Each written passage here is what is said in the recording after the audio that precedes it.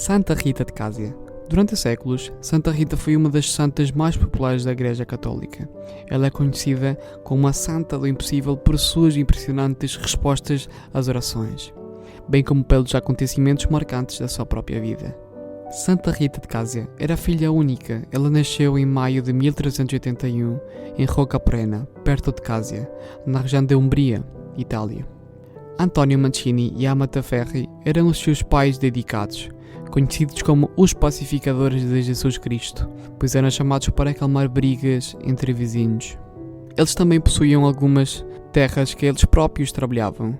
Conta-se que, quando a Rita ainda era bebê, enquanto dormia numa cesta, as abelhas brancas se aglomeravam na sua boca, depositando o doce mel nela, sem machucá-la e sem que a menina chorasse para alertar aos seus pais.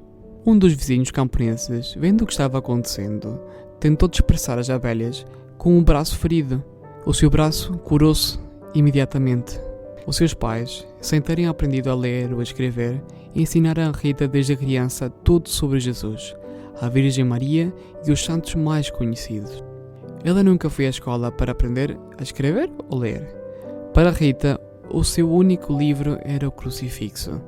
Ela queria ser religiosa a vida toda, mas os seus pais idosos escolheram um marido para ela, Paulo Ferdinando, o que não foi uma decisão muito sábia, mas a Rita obedeceu.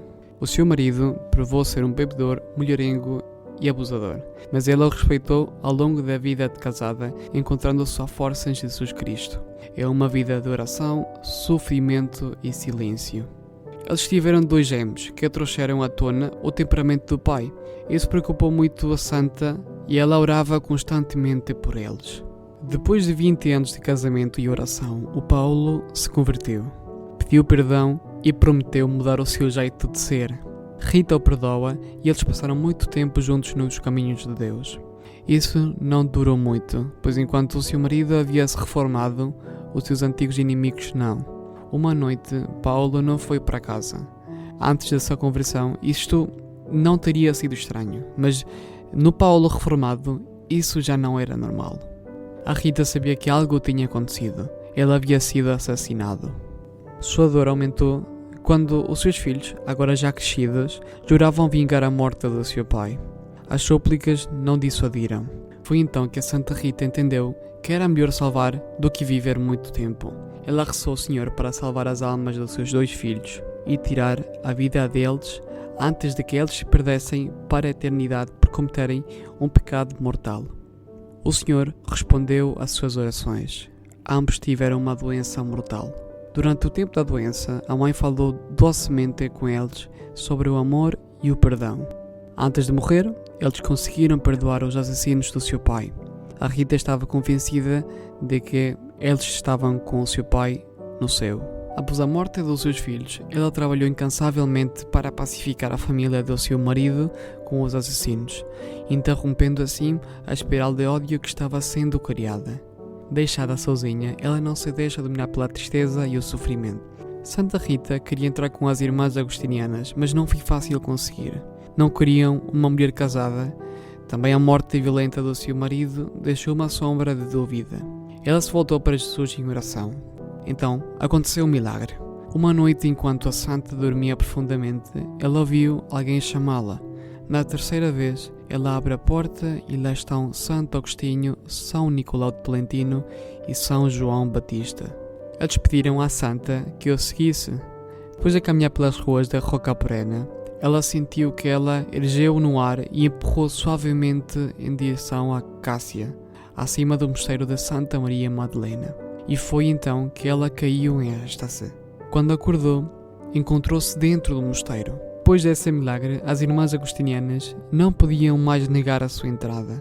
Ela foi admitida e fez a sua profissão naquele mesmo ano, de 1417, e ali passaria 40 anos de consagração a Deus. Durante a quaresma do ano de 1443, um sacerdote foi a Cássia e fez um sermão sobre a paixão do Nosso Senhor. Este sermão comoveu tanto a Rita que, ao retornar ao mosteiro, ela pediu fervorosamente ao Senhor que fosse participante dos seus sofrimentos na cruz. Assim que ela recebeu os estigmas e as marcas da coroa dos espinhos na sua cabeça. A maioria dos santos que receberam este dom exalam um perfume celestial. As feridas de Santa Rita, no entanto, exalavam um cheiro podre. Então, ela teve que ficar longe das pessoas. Por isso, durante 15 anos, ela viveu sozinha, longe das suas irmãs freiras. O Senhor deu-lhe uma trégua quando quis ir a Roma para o primeiro ano santo.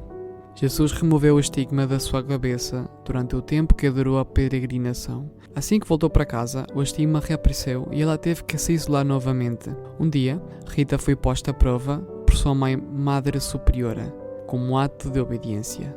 Lhe foi pedido a Rita regar uma planta morta todos os dias. Rita o fez obedientemente e de boa maneira. Uma manhã, a planta tornou-se uma videira florida e produziu uvas que foram usadas para o vinho sacramental. Continuando com os seus exercícios espirituais e penitências, Rita finalmente adoece.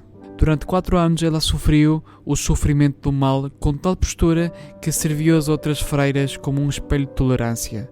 No mais rigoroso inverno, com todo coberto de neve, uma boa mulher, parente da Rita, foi visitá-la. Ao sair, perguntou se ela queria alguma coisa da sua casa. A santa respondeu que gostava de uma roça e 2 figos da sua horta. A boa mulher sorriu, acreditando que estava delirando pela violência do mal, e foi embora. Ao chegar ao jardim da casa, viu sobre os espinhos, despidos de toda a verdura e carregados de neve, uma linda roça e na figueira 2 figos bem maduros, e se espantou com a decepção daquela época e pela qualidade daquele tempo gelado. Sem perder tempo, ela as apanhou e as levou para a Rita. Santa Rita percorreu o caminho da perfeição, o purgativo, o iluminativo e o auditivo. Conheceu o sofrimento e em tudo cresceu em qualidade e confiança em Deus, e finalmente morreu.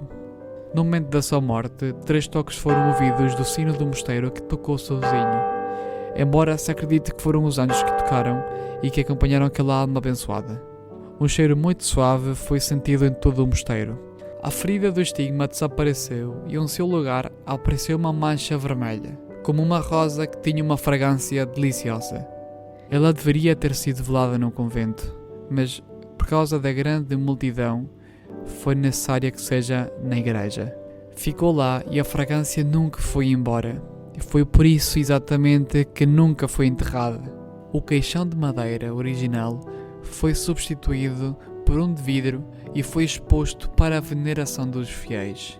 Desde então, multidões ainda vêm em peregrinação para homenagear a santa e pedir sua intervenção diante do seu corpo, que permanece incorrupto. Hoje veneramos a Santa Rita como a padroeira dos casos impossíveis e também como a padroeira dos casamentos conturbados. Ela morreu no mesmo dia em que nasceu, 22 de maio de 1457. E nesse dia a Igreja Católica homenageia a essa mulher extraordinária.